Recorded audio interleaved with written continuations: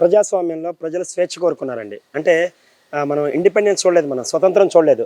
నియంతృత్వం, బానిసత్వం ఇలాంటి వాటి నుంచి సంఖ్యల గురించి ఎప్పుడైతే సంఖ్యలు తెంచుకొని బయటపడాలనుకుంటారో అప్పుడే కూడా అలాంటి వ్యవస్థల్లోనే అలాంటి పరిస్థితుల్లోనే ఇలాంటి జరుగుద్దని అందరూ మాట్లాడుకుంటూ ఉంటున్నారు. దేశంలోనే ఇలాంటి రిజల్ట్ రాలేదని.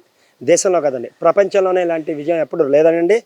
ఇంతటి విజయానికి చేకూర్చున్నటువంటి మరీ ముఖ్యంగా మాజీ ముఖ్యమంత్రి జగన్మోహన్ రెడ్డి గారికి ధన్యవాదాలండి.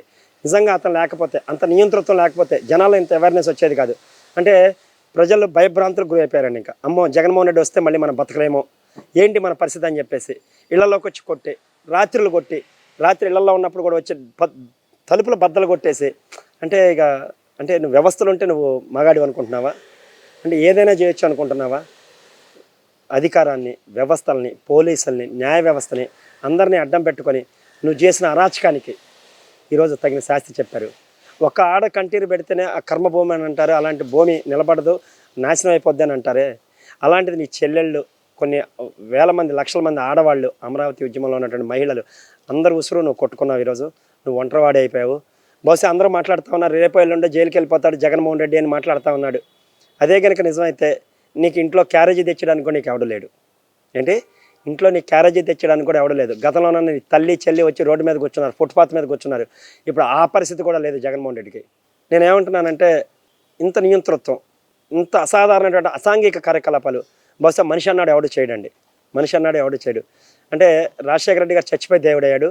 నువ్వు మాత్రం బతికుండి ఆ నరకం ఎలా ఉంటుందో రేపటి నుంచి నువ్వు చూస్తూ ఉంటావు. చేసిన పాపాలు ఎక్కడికి పోవు. రిజల్ట్ వచ్చి 2 రోజులు కాలేదు. ఈరోజు గవర్నర్ గారికి మొరబెట్టుకుంటా ఉన్నాడు. 6వ తారీఖు గవర్నర్కి సాయంత్రం వెళ్ళి కలుస్తూ ఉన్నాడు. అమ్మో టీడీపీ పచ్చమోకల దాడులు మేము తట్టుకోలేకపోతున్నాము, మమ్మల్ని రక్షించండి అని అంటున్నారు. నీ 5 సంవత్సరాలు ఎలా తట్టుకున్నారు? టీడీపీ నాయకులు, కార్యకర్తలు ఎలా తట్టుకున్నారు? అంటే నీ దాకొస్తే తెలిసిందా?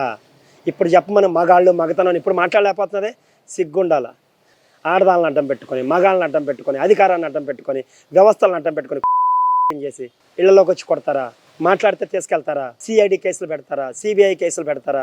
దొమ్మి చేస్తారా? దోపిడీ చేస్తారా? ఎవడిచ్చాడరా మీకు ఈ అధికారం? ఒక్క రోజుకే చచ్చిపోతున్నారు, ఉచ్చ పోసుకుంటున్నారు, పాయింట్లు తడుపుకుంటున్నారు, లుంగీలు తడిచిపోతున్నాయి, ఒక్కొక్కరికి కద్దరు లుంగీలు తడిచిపోతున్నాయి, ఒక్కొక్కరికి నుంచి 1-2 ఏకమైపోవాలి మీకు. ఒక్కరోజు ఇంకా సీఎంగా ప్రమాణ స్వీకారం చేయలేదు చంద్రబాబు నాయుడు గారు. ఒక్కరోజే మీరు తట్టుకోలేకపోతా అంటే 5 సంవత్సరాల కార్యకర్తలు ఎలా ఉన్నారు, నాయకులు ఎలా ఉన్నారు? నేను మళ్ళీ చెప్తున్నాను, ఈరోజు ఇక్కడ పోలీసు వ్యవస్థది కొంత తప్పు ఉంది, కార్యకర్తలది ఎక్కడ, వైసీపీ కార్యకర్తలది కొంత అక్కడ తప్పు ఉండొచ్చు. కానీ దీనికి బాధ్యులైన నాయకులు మాత్రం కొంతమంది పేర్లు అందరికీ తెలుసు. అంటే ఆంబోతెద్దుల్లాగా ఉచ్చం నీచం మర్చిపోయి రోడ్ల మీదకి వచ్చి బరి తెగింపు మాటలు. అరే వయసు కన్నా గౌరవం ఇవ్వాలి కదరా మీరు? చంద్రబాబు నాయుడు వయసు కన్నా గౌరవం ఇవ్వాలి కదరా? అన్నం తింటున్నారా? మనుషులకు పుట్టారా ఎవడన్నా మీరు? పందులకి, దున్నలకి, దుప్పులకి పుట్టినా కూడా ఏంట్రా మీరు చేసిన రాజకీయం? ఒక్కరోజుకే మీకు భయం పట్టుకుందా? ఒక్కరోజుకి అల్లాడిపోతున్నారా?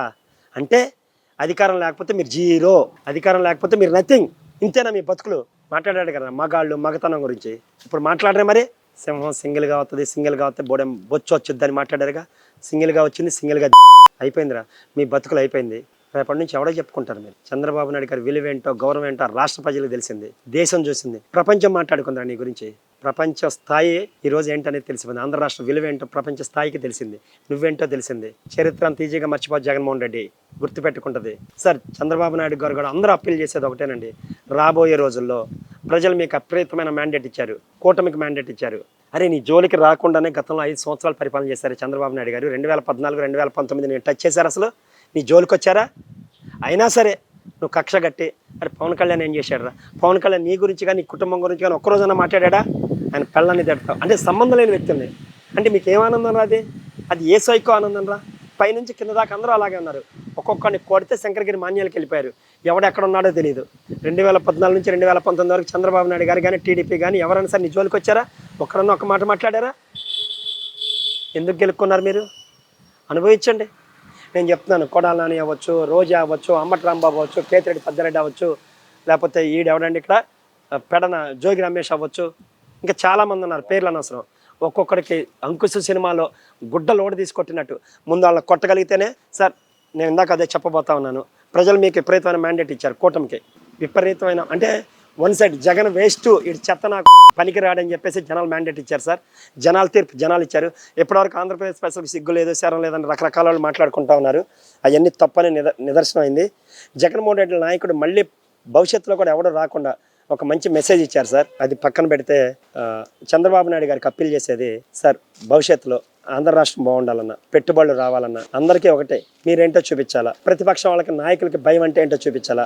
అది చూపించాలని రోజున మీకు ఇంత మెజార్టీ వచ్చినా, ఇంత మ్యాండేట్ వచ్చినా అది ఉపయోగపడదు. ప్రతి ఒక్కళ్ళు మాట్లాడుతూ ఉన్నారు మళ్ళీ నెక్స్ట్ జగన్మోహన్ రెడ్డి వస్తే ఏంటనేది. జగన్మోహన్ రెడ్డి రానివ్వకుండా ఆయన రాజకీయ భవిష్యత్తును సున్నా చేయాల్సిన బాధ్యత మరీ ముఖ్యంగా చంద్రబాబు నాయుడు మీద, పవన్ కళ్యాణ్ మీద, కూటమి మీద ఉంది.